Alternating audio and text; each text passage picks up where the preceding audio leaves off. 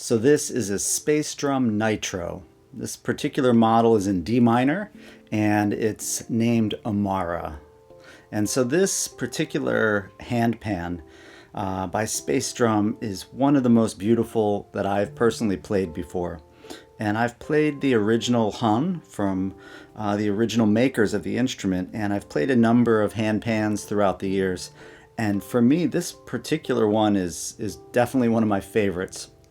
And the reason for that is there's some type of pure tone happening with this nitro design that it just really strikes me. This is in D minor, and it's a 9-note handpan. Its highest note is a C, and then the low D. So it kind of descends.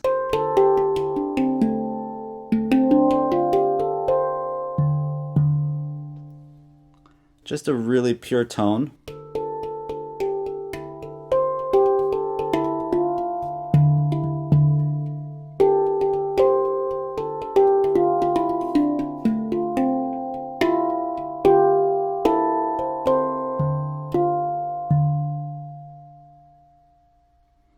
I love these instruments as a whole. They're just so intuitive to play, and it just is the kind of instrument that you can lose yourself in. My son, who's a 3-year-old child, can also sit down and make beautiful music out of this instrument. So it's really for beginner to extreme advanced, from melodic musicians to percussive musicians, from somebody that wants to do sound healing or bring something into their electronic mix, or anything for unique songwriting. I mean, it's just an instrument that I believe is for anybody, really.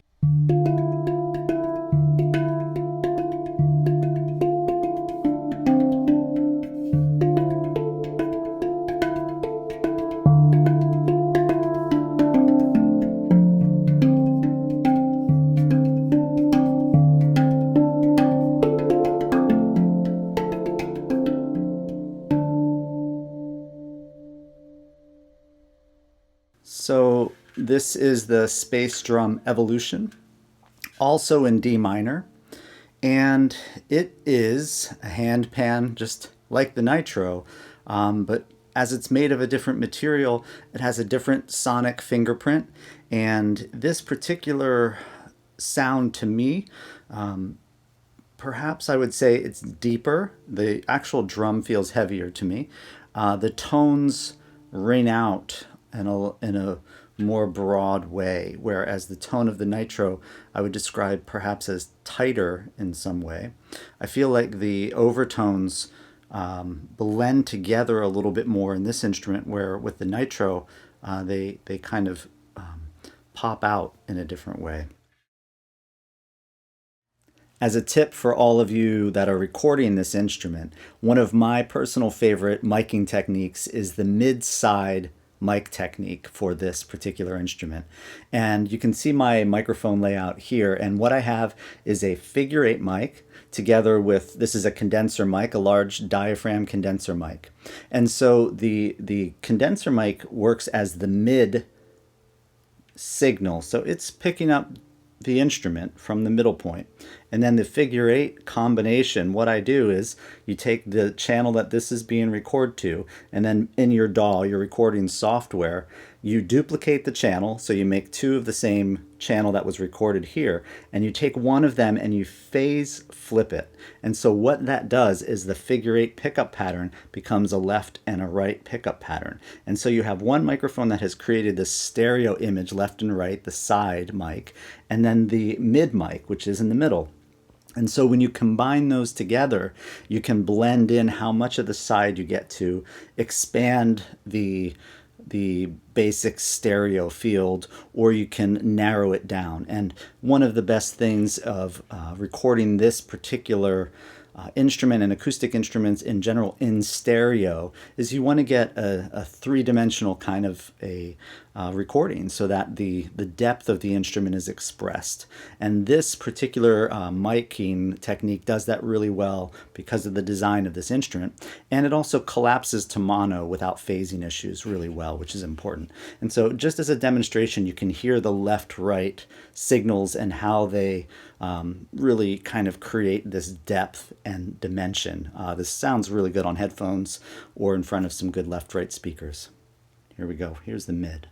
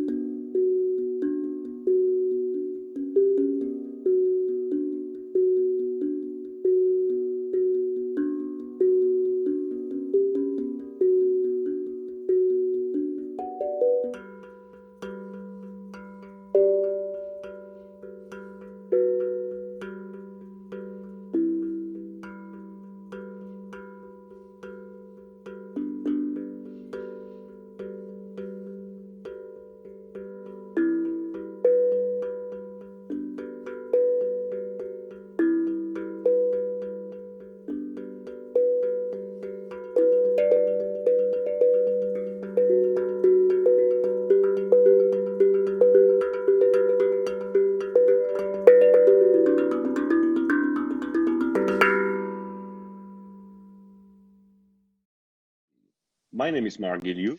I'm French, and I'm the co-founder of Metal Sounds because we were three of us to found this company in 2011. But actually, the project was born already in 2006. You know, Metal Sounds is, first of all, a friendship.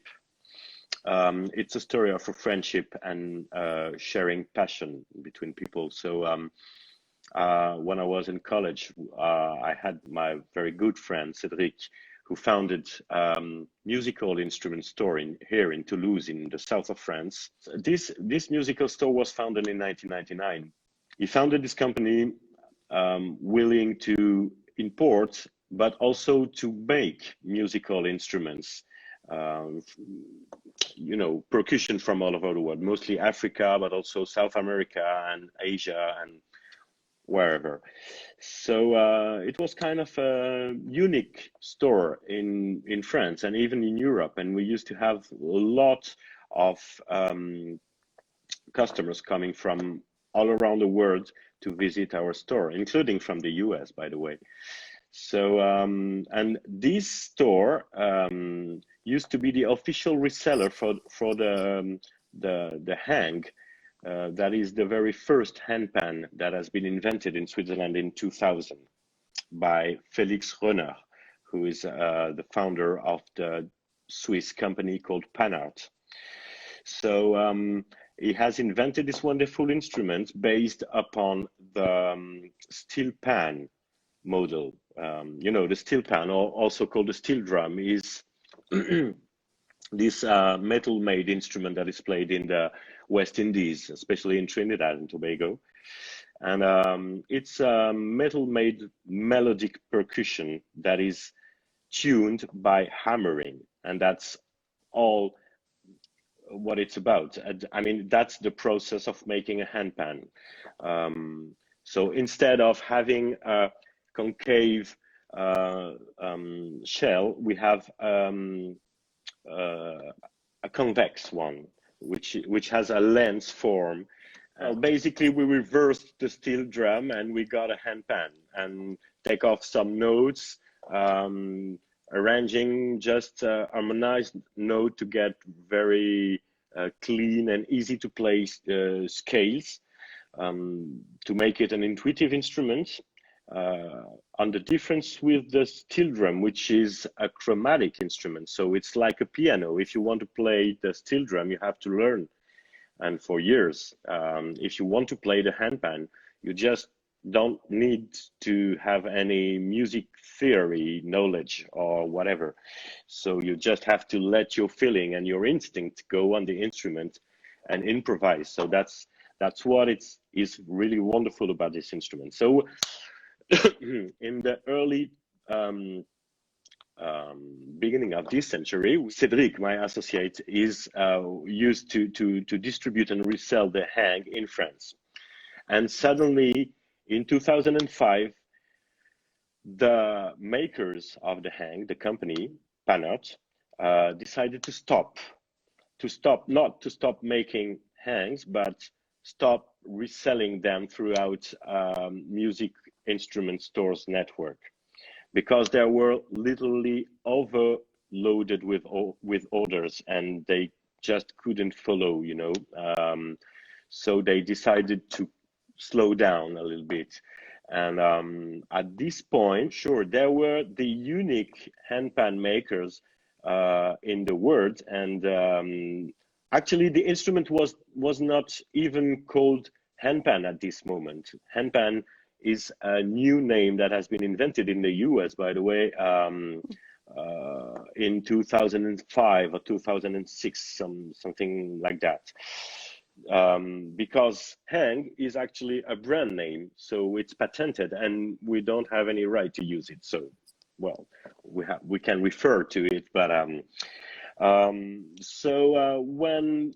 the hang from Panart was not distributed anymore in the world, some makers, some craftsmen decided to try to make something similar, not a copy, just something similar, but you know, different. And that's what we wanted to make with the space drum.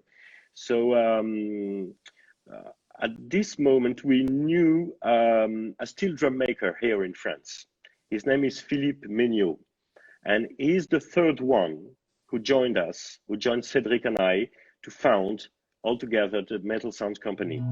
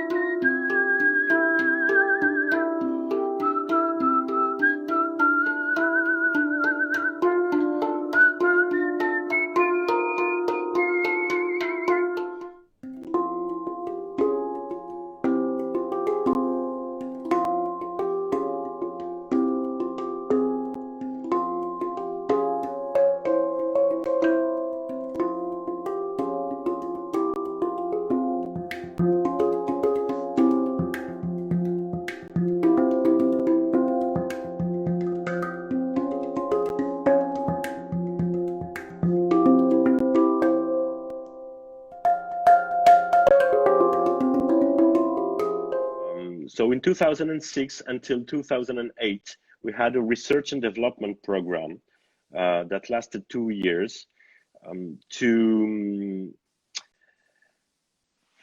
set up our own handpan, and that was not that easy. So we had to work hard, a lot of failures, a lot of prototypes, and at the end we got a result. And in 2008 we got started by selling the space drum into the Joliba music store in Toulouse, and it has been a tremendous success since the very beginning. And so that's why we decided to organize something around this project, because at this point it was just a partnership between Philippe Menu as a maker, Joliba Music Store as a seller, and that's it. So at a certain point we had to improve, we had to hire new employees, we had to move from the basement we were working in to a proper workshop. So we had to spend money, we had to make investments, and that's why we decided to create this company that is now almost 10 years old. We have a real improvement policy all the time. I mean, we are always working on research and development programs. So to us, research and development, that means three things. First is to improve the instruments that are currently existing, okay? So such as the space drum or the Zenko, for instance. Second is to improve our manufacturing tools and process, which is very important because, building heavy metal things like that means carrying a lot of weight, and it's kind of exhausting in a way, and also hammering all day long with an air hammer. So yeah, we had to improve all that to make the work easier, but also to improve the quality of the instruments, because that's still all the point. We don't want to sacrifice the quality of our instruments to a process. That's absolutely not the point. It's not possible to have an industrial process to make this kind of instrument. It has to be made by hand, so it's handcrafted. The most important value in our work is the know-how of the maker, and the art of tuning the metal, which is really something. Let me tell you, the Zenko is what we call a steel tongue drum. So we also call that, for your reference, everyone. This exactly. Is the Zenko. And as you can see, the notes are getting by cutting the metal. You see what I mean? So and so these are slits here. Exactly. And on a space drum, the note are get by hammering the metal. So that's totally different. We could say that the Zenko and in general, the family of the steel tongue drums, or hank drum or tank drum, these instruments, by the way, are originally made from a propane gas tank that are welded all together. Two parts are welded, and then the notes are cut in the. So that was very, how do you call that? Craftsmanship, yeah? Craftsmanship. Craftsmanship. Yeah. We had the idea to improve that and to make it with a laser cut machine, and then we make the fine tuning by hand with a saw, and we have a very accurate tuner tool, a stroboscopic tuner that can tell us if the notes are in tune or not. And of course, we have to balance all the notes together to get a well-balanced instrument, because tuning an instrument is all about making a compromise in between all the notes together. If you just put very accurate tuned note all together, so you won't have the well-balanced result you're expecting. You have to make them work together. You see? Wow, that's fascinating. So there's almost a bigger metaphor in that, isn't there? For sure. Well, Yeah, of course. I've been a musician for 35 years, and I'm totally convinced that all the vocabulary and the logic of music is, in a way, a logic of life. I mean, Mm. it's really totally linked, and Hmm. that's there are many things in music that can't be really explained. Why these sounds, why these kind of notes, why these scale. Of course, there is a lot of things that have been said and written about music theory, but still it's kind of mysterious, and it's like, it's like the universe. We don't really know how it works, but it works, and it works fine. Mm. So But as you were speaking, I was thinking about us as individuals in a collective, that there is a certain amount of compromise that we all have to make in order to come into harmony. mhm, So that this is like a metaphor for humanity. Sorry to mhm. get deep here, everybody, but we're getting some hearts, so people agree. And also the Um, shape is important because it's a circle, as you can notice. So yes, it's mhm. yeah, exactly.